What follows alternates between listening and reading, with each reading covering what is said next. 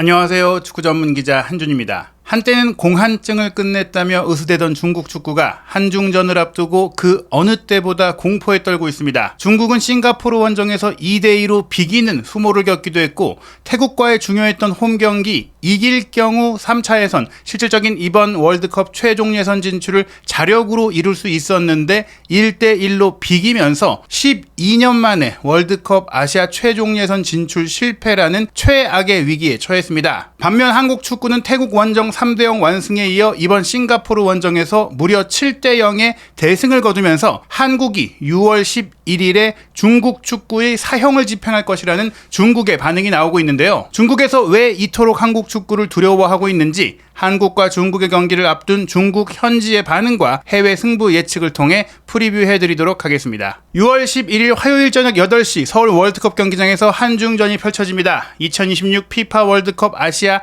2차 예선 C조의 마지막 경기인데요. 한국 대표팀은 이미 싱가포르 원정 승리를 통해서 3차 예선 진출을 확정했지만, 사실상 최종 예선이자 월드컵 본선 직행 티켓이 걸려있는 최종 예선의 톱시드 확보를 위해서는 중국전 승리가 꼭 필요한 상황입니다. 무엇보다 3월에 이어 6월까지도 임시감독 체제이고 여전히 대표팀에 대해서 의심스러운 불신의 시선이 있는 가운데, 물론 싱가포르 원정 경기에서의 멋진 플레이를 통해서 다시 팬들의 함성이 시작되고 있지만, 홈에서 치르는 중국전에 내용과 결과 두 마리 토끼를 잡지 못한다면 다시금 대한축구협회 그리고 대표팀의 앞으로의 운영에는 많은 부담이 따를 수밖에 없습니다. 그렇기 때문에 3차 예선 진출 확정 여부와 관계없이 여전히 대표팀은 중국과의 경기도 총력을 다할 것으로 예상되는데요. 이 경기는 TV에서는 TV조선, 그리고 모바일과 온라인에서는 쿠팡 플레이를 통해 시청하실 수 있습니다. 우선 중국 축구는 현재 최악의 상황이라고 할 수 있겠습니다. 그동안 많은 돈을 투자하면서 축구 굴기라는 이름까지 나올 정도로 중국 축구가 슈퍼리그에 굉장히 많은 돈을 쓰기도 했고, 대표팀 운영에도 정말 많은 투자를 했고, 그런 과정 속에서 마르첼로 리피 감독이 수백억 원의 연봉을 받으면서 중국의 한국전 승리를 이끌어내기도 했었고, 히딩크 감독이 중국의 올림픽 대표팀을 이끌기도 했었고, 정말 많은 외국인 선수들이 귀하해서 중국 대표팀 선수가 되기도 했는데, 그러한 과정 속에서 그나마 냈던 성과가 지난 2018 러시아 월드컵 그리고 2022 카타르 월드컵의 최종 예선에 진출한 거였어요. 중국 축구의 역사를 돌아보면 사상 첫 월드컵 본선 진출, 그리고 유일한 월드컵 본선 진출이 2002년 한일 월드컵이었습니다. 그리고 그때 월드컵 본선에 오를 수 있었던 가장 큰 요인은 한국과 일본이 아시아에서 최초로 월드컵을 공동 개최하다 보니까, 동아시아에서 유력한 월드컵 본선 진출팀인 한국과 일본이 아시아 예선전을 치르지 않다 보니까 중국에게도 또 아시아 팀도 추가적인 티켓이 부여가 되면서 월드컵 본선행의 기회가 왔던 것이죠. 물론 그 월드컵 본선 첫 경험에서 3점 전패 무득점 탈락으로 정말 아쉬운 실망스러운 대회를 치렀다고 할 수 있는데요. 그 뒤 2006년 독일 월드컵이나 2010년 남아공 월드컵 그리고 2014년 브라질 월드컵까지 최종 예선 단계도 가지 못한 채 조기 탈락을 했습니다. 그러다가 막대한 투잡이 나왔던 지난 두 번의 대회에서는 예선전 경기 기록을 보시면 아시겠지만 18경기를 치렀다는 것, 즉 최종 예선 단계까지 갔지만 결국에는 본선에 오르지 못했고, 그러한 과정 속에서 중국이 월드컵 본선을 개최하려고 한다는 얘기들이 꽤 많이 있었는데, 근래 들어서 중국이 축구에 대한 투자를 싹 빼고 축구에 있었던 굉장히 각종 부패들을 척결하는 정치적인 움직임들을 가져가면서 더욱더 쇠퇴하고 더욱더 하락하고 있거든요. 결국에 중국이 목표로 삼았던 2030년 월드컵도 모로코, 포르투갈, 스페인이 공동 개최하게 됐고, 2034년 아시아에 돌아온 또 한 번의 월드컵 개최 기회도 사우디아라비아가 개최하게 됐는데요. 중국이 이번 월드컵 최종 예선에도 오르지 못한다면 말씀드린 대로 그나마 축구 굴기 작업을 통해서 월드컵 최종 예선 단계까지 갔던 그 흐름이 12년 만에 끊기게 됩니다. 바로 2014년 브라질 월드컵에서 중국이 마지막으로 최종 예선에 진출하지 못했던 대회가 이때였는데요. 그 당시에도 실망스러웠던 게, 당시에는 이제 1차, 2차, 3차 예선 후에 4차 예선을 최종 예선격으로 치렀었거든요. 이번 2026 북중미 월드컵 같은 경우에는 48개국으로 본선 참가팀이 확대가 됐고, 그러면서 아시아에서 8.5장의 티켓, 최소 8개 팀이 본선에 오를 수 있게 되면서 예선전의 방식이 조금 바뀌었습니다. 그러나 이 3차 예선, 우리가 다음 라운드를 준비하는 그 3차 예선이 이전의 4차 예선, 최종 예선격으로 운영이 되는 거예요. 총 18개 팀이 6개 팀씩 3개조로 나뉘어서 상위 1, 2위 팀이 본선에 직행하는 형태, 이렇게 이렇게 6개 팀이 월드컵 본선에 나가게 되고 이 3차 예선에서 탈락한 아쉽게 3, 4위로 밀린 팀들이 4차 예선을 별도로 마치 과거의 플레이오프 형태로 치르게 되는 게 이번 월드컵의 방식입니다. 브라질 월드컵 때를 돌아보면 그때도 중국 축구가 조금씩 상승세를 가져가면서 3차 예선, 당시의 3차 예선에서는 일본 포트 톱시드를 받았거든요. 당시 톱시드가 일본, 호주, 한국, 이란, 중국이었습니다. 그런데 충격적이게도 이 3차 예선 A조에 중국이 일본 포트 톱시드 팀이었음에도 불구하고 2번 포트에 있던 요르단, 3번 포트에 있던 이라크, 그리고 4번 포트의 싱가포르와 한 조에 속하면서 사실상 중국 입장에선 죽음의 조에 속하면서 탈락하고 말았던 것이죠. 중국이 이라크, 요르단에 모두 패배하면서 3승 3패. 물론 이제 요르단과의 홈경기 승리가 있긴 했지만 그 나머지 두 경기는 싱가포르, 당시로선 지금보다 더욱더 전력이 떨어졌던 그 싱가포르에게만 2번 승리한 것이 전부였습니다. 그때도 중국이 홈에서 싱가포르를 상대로 페널티킥 득점을 포함한 2대1의 아슬아슬한 승리를 거뒀었고요. 그 다음으로 이뤄졌던 경기에서 요르단 원정 1대2 패배, 안방에서 이라크에 0대1로 졌고요. 이라크 원정 가서도 1대0으로 진 것에 이어 싱가포르 원정 4대0 대승을 거두긴 했고 또 요르단을 상대로 3대1로 승리를 거두긴 했지만 이미 말씀드린 대로 이라크, 요르단과의 전적에서 밀리게 되면서 특히 이라크 같은 경우 또 요르단 같은 경우도 싱가포르를 상대로 훨씬 더 많은 골을 넣으면서 중국이 최종 예선도 가지 못한 채 톱시드의 이런 기회를 잃어버리게 된 것이죠. 그 이전이었던 2010년 남아공 월드컵 때 중국 축구는 사실 동아시안컵에서 우승을 차지하기도 하고 막 좋은 선수들을 배출하면서 유럽 진출 선수도 배출하고 조금씩 투자의 결실을 맺어가고 있던 그런 때였거든요. 하지만 그럼에도 불구하고 이 남아공 월드컵 예선에서는 3차 예선 단계에서 2번 포트에 들어갔고 또 이 2번 포트에 들어갔는데 1조에 속할 때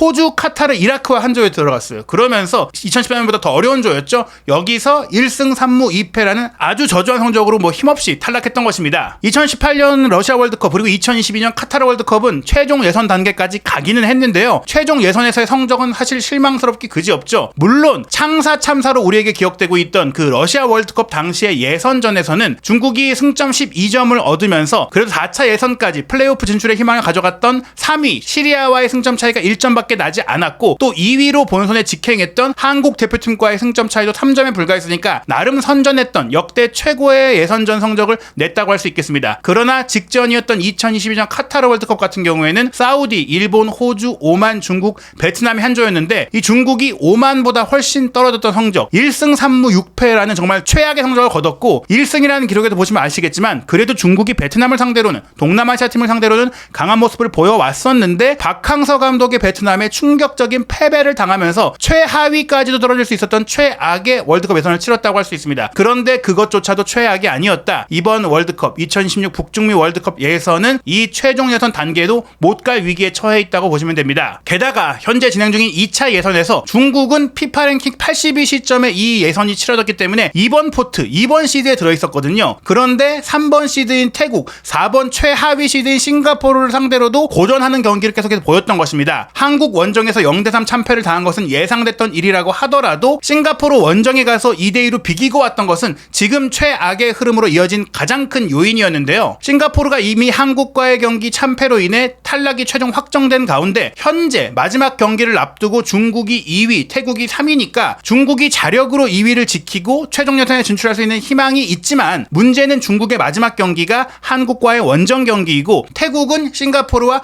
홈 경기를 남겨두고 있다. 이게 양팀의 가장 큰 차이라고 할 수 있겠습니다. 중국이 승점 8점, 태국이 승점 5점이지만 중국이 한국과의 경기에서 패배할 가능성이 높기 때문에 중국의 승점은 8점으로 끝날 가능성이 높고요. 태국 같은 경우도 객관적 전력이나 마지막 경기의 동기부여를 생각한다면 싱가포르를 마지막 경기에서 이길 가능성이 높겠죠. 그렇다면 태국이 승점 8점을 얻게 되면서 중국과 태국의 승점이 같아지는데 월드컵 예선의 경우에 승점이 같을 경우에 승자승이 아닌 골득실차로 순위를 가리게 됩니다. 승자승에서는 중국이 1승 1무로 태국이 앞서요. 하지만 크게 의미가 없는 결과가 된 것이죠. 현재 골득실은 중국이 플러스 1, 태국이 마이너스 2로 중국이 유리하지만 한국이 현재의 흐름으로 보자면 중국을 상대로 2골, 3골 차 이상의 승리를 충분히 거둘 수가 있고 태국 같은 경우도 지금 라인을 높이고 수비적인 운영을 하지 않는 싱가포르를 상대로 2골, 3골 차 승리를 충분히 거둘 수 있다는 점에 있어서 승점 동률의 골득실차 우세로 태국이 2위를 차지할 가능성이 가능성이 높다. 이게 태국 언론이나 태국 축구 팬들의 행복 회로가 아니라 중국 팬들, 중국 언론도 이미 이 가능성이 오히려 더 높다라고 우려를 하고 있는 것입니다. 어떤 반응이냐? 이미 태국전 무승부로 인해 중국 현지에서는 중국 팬들의 반응은 부끄러운 결과다. 받아들이기 어려운 무승부다. 왜냐하면 상대 팀이 더 위협적인 모습을 보였다. 즉, 이 경기 불운하게 비긴 게 아니라 태국이 더 잘했는데 오히려 중국이 행운의 무승부를 거두는 것이다. 지금 중국은 월드컵 본선 진출을 노릴 팀이 아니라 아시아 내에서의 위치도 하락하고 있고 다른 아시아 팀보다 실력이 떨어지는 게 현실이다. 이제 싱가포르도 이기지 못할 것 같다. 태국의 유니폼이 아니었다면 사실 우리가 레알 마드리드와 경기한 줄 알 뻔했다라고 얘기를 할 정도로 경기력 자체가 태국을 이길 수 없는 홈 경기의 내용이었다는 것이죠. 그러면서 중국 포털 사이트와 각종 관련 커뮤니티에는 아시아의 사류팀이다, 쓰레기팀이다, 대표팀 해체해야 한다는 얘기가 나오고 있고요. 중국의 최대 SNS인 웨이보를 통해서는 이제 월드컵 진출은 정말 남의 나라 이야기다. 우리가 최종 예선에 가려면 한국이 열심히 안 해주길 바라야 할 것 같다. 우리가 월드컵 본선에 나가려면 월드컵을 개최하는 방법뿐이다. 이런 자조적인 반응이 나오고 있습니다. 무엇보다 대표팀 당장 해체해야 한다. 이런 대표팀은 존재할 이유가 없다라는 얘기들이 나오고 있는데요. 이게 단지 팬들만의 화가 난 반응이 아니라 중국 대표팀의 레전드였던 맨시티에서도 뛰었던 순지하이가 신화스포츠에 이제 컬럼을 기고하면서 태국과의 경기에서 중국 수비수들은 압박 자체가 없었고 수비의 기본 원칙 자체가 없더라. 즉 선수들 자체의 퀄리티가 너무나 떨어진다고 하면서 이제 정신적으로도 완전히 물러났다. 뭐 이런 얘기를 하게 되거든요. 중국 축구가 확실하게 퇴보하고 있는 기조인데요. 저희도 직접 중국의 신화스포츠의 반응들을 봤더니 가장 뼈저린 이 컬럼 내용이 한국 대표팀이 힘을 뺄 거라고 기대하지 말라는 거예요.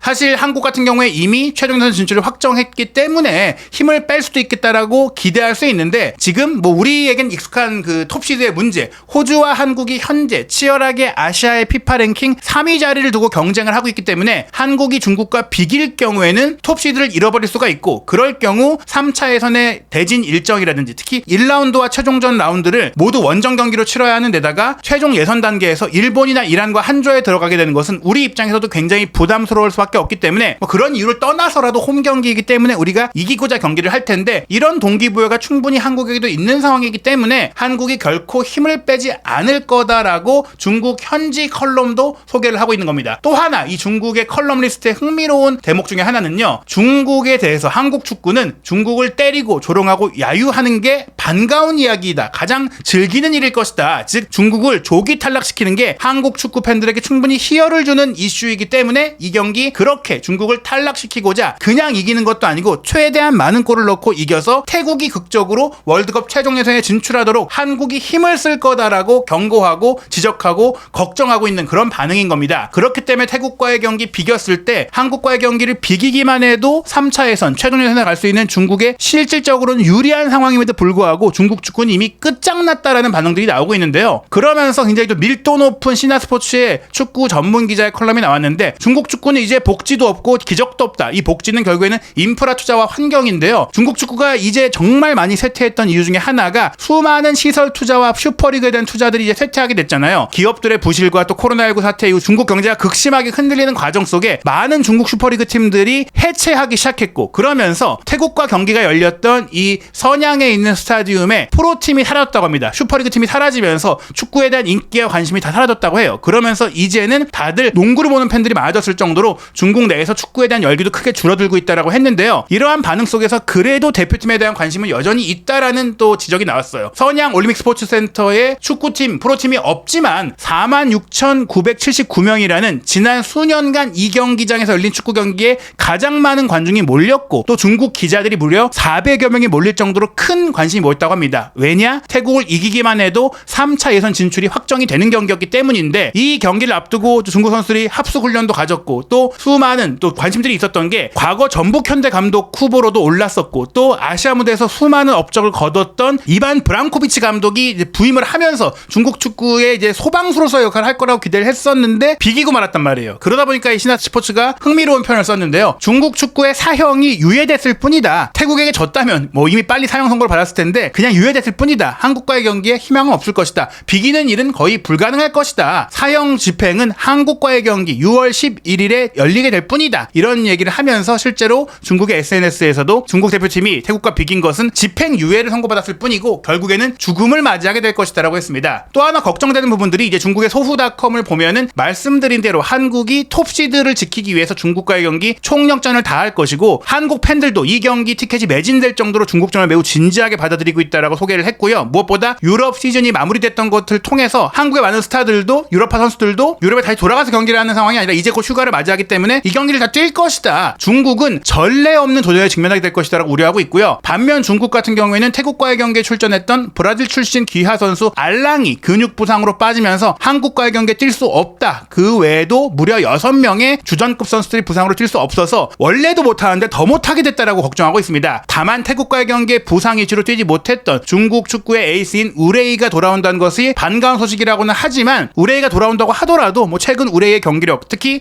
지난 중국에서 열렸던 한국과의 경기에서도 굉장히 부진했기 때문에 별로 기대가 안 된다는 것이 현재의 대체로 반응입니다. 그러다 보니까 이번에 정말 간신히 모셔왔던 이반코비치 감독이 월드컵 2차 예선에서 탈락한다면 경질될 가능성도 배제할 수 없다며 소후닷컴이 감독 경질론을 입에 올렸는데요. 그러나 중국 현지의 반응은 지금 중국의 문제는 감독에게 있는 것은 아니다라고 감독을 조금 감싸는 반응도 나오고 있습니다. 왜냐? 어떤 감독이 맡아도 이런 중국 선수들로는 결과를 낼 수 없다. 개개인의 선수 중에 퀄리티가 있는 선수가 없다. 모두가 전술 문제라고 떠들고 있는데 그게 문제가 아니다. 사실 지금까지 중국을 맡았던 그 어떤 감독, 특히 외국인 감독을 얘기하는 건데요. 이 외국인 감독이 누구라도 한국 대표팀의 감독이었다면 월드컵 본선에 갈 수 있었을 것이다라고 이야기할 정도로 중국 현지 팬들은 현재 중국 선수들의 실력 자체에 지적과 비판을 하고 있는 상황입니다. 게다가 이번 경기 여러모로 걱정하고 있는 반응들이 있는데요. 중국의 즈보닷컴에 따르면 한국과 중국의 이번 경기를 이제 관장하게 될 쿠웨이시 감독이 이제 사우디를 비롯한 서아시아 쪽에서 중국을 많이 견제하고 있으니까 이 서아시아 지역 주심이 맞는다는 것 자체가 중국을 싫어하는 주심이 맞는 것이다. 이런 반응까지 하니까 정말 각종 많은 이유를 통해서라도 중국은 결국 이날 한국과의 경기를 통해서 사망 선고를 받게 될 것이다. 이런 얘기를 하고 있습니다. 사실 이 이반코비치 감독 같은 경우 간단하게 소개해드리면 중국 대표팀에서 가장 경계해야 할 대상이라고 할 수 있겠는데요. 이란 올림픽 대표 23세 이하 대표팀 감독으로 2002년 부산 아시안게임 당시 4강에서 승부차기로 우리 개최국이었던 한국을 탈락시키면서 금메달을 목에 걸었었고요. 이란 감독으로도 또 대표팀을 이끌면서 서아시아 챔피언십에서 2004년에 우승을 이끌었고 크로아티아 출신의 이제 명장이잖아요. 크로아티아 최고의 명문팀인 디나모 자그레브의 이제 크로아티아 리그 우승을 또 이끌어내면서 유럽 무대에서도 좋은 성과를 냈었고 또 유럽 클럽 대항전도 겪었고 그러면서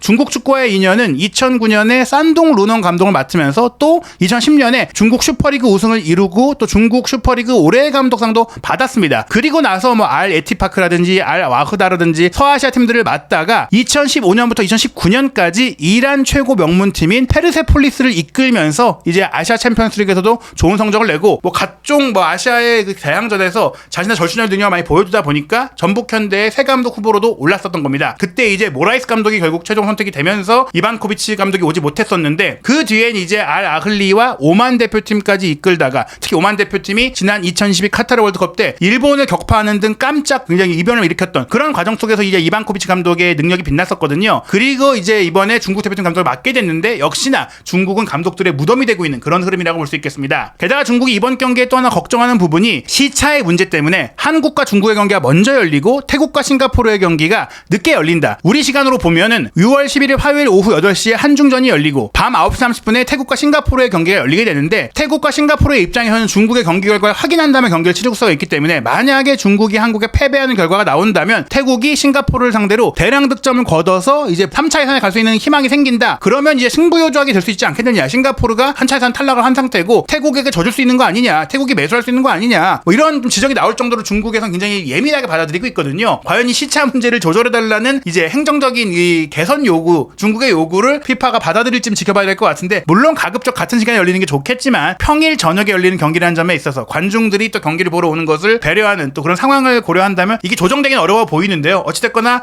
싱가포르가 이 경기를 정말 승부 조작 같은 것들을 보여준다면 싱가포르 축구 자체가 이제 국제 축구계에서 퇴출될 수 있기 때문에 중국의 이런 우려가 현실이 되진 않을 것 같다라고 볼 수 있겠고요. 한편에 김도훈 임시감독이 이제 싱가포르 원정에서 7대0 대승을 거두면서 분명히 본인의 능력을 보여줬거든요. 본인이 정식 감독을 노리는 것은 아니지만 이번 임시감독직 이후에 다시 현역 감독으로 돌아오기 위해서 또 여러 팀들과 연결고리를 만들기 위해서 본인의 능력을 더욱더 보여주고자 하고 있고 또 한국 대표팀을 지휘하는 것만으로도 본인의 감독 경력, 지도자 경력에서 영광스러운 부분이다 보니까 싱가포르전에서 공유했던 경기 모델 중국전에도 유지하고 포지셔닝 더 신경 쓰고 이기는 경기에 초점 맞추겠다. 그냥 실험하고 전술적으로 지켜보는 게 아니라 더 좋은 경기, 싱가포르전에 보여줬던 더 좋은 플레이들을 더 잘하겠다라고 얘기하면서 싱가포르 원정도 우리 팬들에게 즐거움을 줬듯이 이번에는 홈 경기이고 2차에선 마지막 경기 유종의 미를 거두고 싶은 마음 나와 선수단이 똑같이 가지고 있다라고 하면서 필승과 압승을 예고했습니다. 또한 대표팀도 오랜만에 많은 또 이제 경기 외적인 잡음 속에서 팬들과의 거리감도 있었는데 한국에 돌아와서 오픈 트레이닝을 통해서 팬들과 만나면서 정말 화기애애하고 밝은 모습 보여줬거든요. 이런 분위기와 흐름을 타고 중국과의 경기도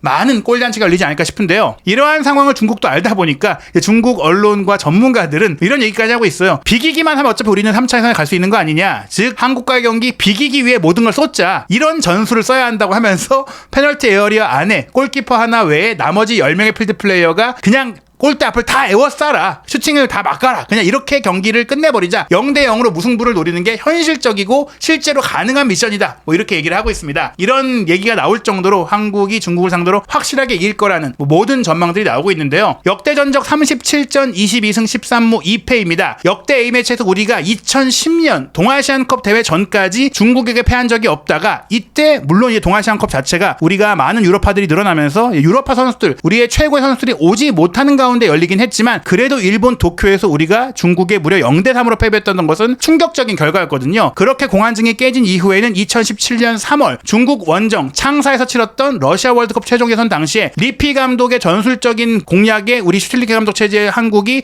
0대1로 패배하는 충격적인 실망스러운 결과를 맞이했습니다. 그때 물론 손흥민 선수가 부상으로 빠졌던 부분도 있긴 하지만 그렇다고 하더라도 저 경기는 중국이 잘했다고 볼 수 있는데요. 하지만 그 이후 중국은 다시 한국을 상대로 이기지 못하고 있고 2017년 일본 도쿄에서 있었던 동아시안컵 2대2 무승부 이후로는 한국이 현재 4연승 또 무실점으로 4연승을 거두고 있는 상황이고 무엇보다 이제 우리의 유럽파들이 출전했던 경기들은 모두 대량 득점이었다. 그리고 최근 두 경기 모두 3대0 완승이었다는 점은 이번 경기도 안방에서 풀멤버로 3골 이상의 대량 득점 승리와 무실점 승리를 기대할 수 있는 부분일 것 같습니다. 그러다 보니까 세계적인 이제 스포츠 베팅 업체들의 배당률, 이 승부 예측의 가장 중요한 배당률을 보면 평균적으로 한국 승리가 1.03배니까 한국이 이기는 것에는 의심의 여지가 없다. 무승부 5.91배, 무승부 가능성도 거의 없고 승리 11.60배, 승리 가능성도 거의 없다. 이렇게 전망을 할 정도로 한국의 압승인데 다만 이제 외신이 한국과 중국의 경기의 스코어를 한국의 2대1 승리로 예상을 했는데 어떻게 보면 중국이 이 경기에 모든 것이 갈렸기 때문에 너무나 큰 동기부여가 있어서 그렇지 않겠느냐라고 이제 분석한 것 같은데 중국 축구의 현실을 잘 모르고 있는 것 같습니다. 이 경기는 한국이 저는 3골 이상 넣을 수 있고 중국이 골을 넣는 건 거의 어려울 것이다라고 생각이 되는데요. 그 이유 중에 하나가 우리 대표팀이 정말 많은 선수들이 새로 들어오면서 또 의욕적인 선수들이 많고 젊은 피도 많고 또 유럽파 선수들도 뭔가 지난 아시안컵의 아쉬움을 털어내고자 하는 분위기가 있다 보니까 이번 경기는 우리가 정말 싱가포르전만큼 많은 골을 넣지 않을까 생각이 됩니다. 최전방에 주민규, 오세훈, 특히 오세훈 선수가 조금 더 많은 시간을 갖게 될 것 같고요. 이선은 주장 손흥민, 부주장 이재성 선수와 더불어